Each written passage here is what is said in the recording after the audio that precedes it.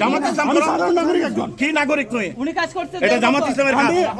সুনামগঞ্জ ১ আসনে জামায়াতে ইসলামীর প্রার্থী হিসেবে মনোনয়ন পেয়েছিলেন দলটির জেলা আমির মাওলানা তোফায়েল আহমদ।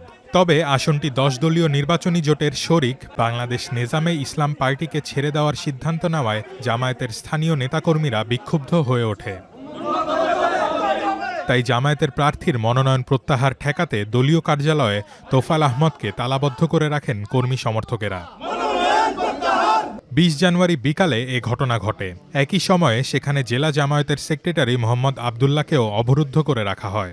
আজকে যখন শুনতে পেলাম কে জানি উড়ে এসে জুড়ে বসেছে ওনাকে নাকি ১০ দলীয় জোট থেকে মনোনয়ন দেওয়া হয়েছে, যাকে আমরা চিনি না, যার জনগণের সাথে যার কোনো সম্পৃক্ততা নেই। জনগণের সুনামগঞ্জ ১ আসনের আমার মনে হয় আমরা এখানে যারা উপস্থিত আছি একজনও ওনার নাম জানে না। আমরা চাই যাতে সুনামগঞ্জ ১ আসনে প্রয়োজনে যেন উন্মুক্ত করে দেওয়া হয়।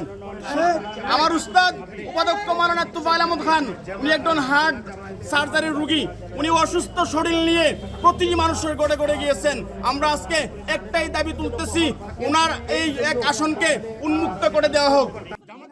সুনামগঞ্জ ১ আসনের ধর্মপাশা, তাহিরপুর, জামালগঞ্জ ও মধ্যনগর উপজেলায় দীর্ঘদিন ধরে তোফায়েল আহমদের পক্ষে মাঠে কাজ করে আসছিলেন জামায়াতের নেতাকর্মীরা। হঠাৎ তার মনোনয়ন প্রত্যাহারের খবরে ক্ষুব্ধ হয়ে ওঠেন তারা। এ অবস্থায় তাহিরপুর উপজেলা থেকে আসা কিছু নেতাকর্মী ২০ জানুয়ারি দুপুরে জেলা জামায়াতের কার্যালয়ে অবস্থান নেন। এক পর্যায়ে বিকাল ৩টার দিকে তারা মাওলানা তোফায়েল আহমদকে কার্যালয়ের ভেতরে রেখে বাইরে থেকে তালা লাগিয়ে দেন। এ সময় জেলা পর্যায়ের নেতারা পরিস্থিতি শান্ত করতে কর্মী সমর্থকদের বোঝানোর চেষ্টা করেন।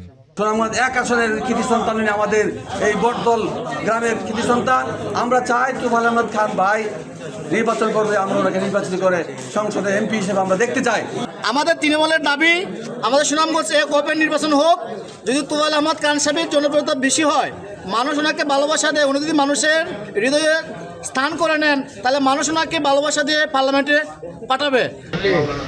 আমাদের জোটবদ্ধ হওয়া এবং কর্মপন্থা নির্ধারণ করার বিষয়গুলো আমাদের কেন্দ্রীয় নেতৃত্ব দেখছেন।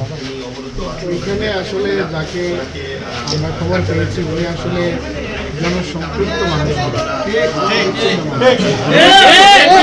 তারপরেও কিছুটা হচ্ছে যে আমরা আমাদের একজন প্রতিনিধি পাঠাচ্ছি, উনি ওইখানে যাবেন, যাওয়ার পরে আমাদের আরও সিদ্ধান্ত আসার বাকি আছে।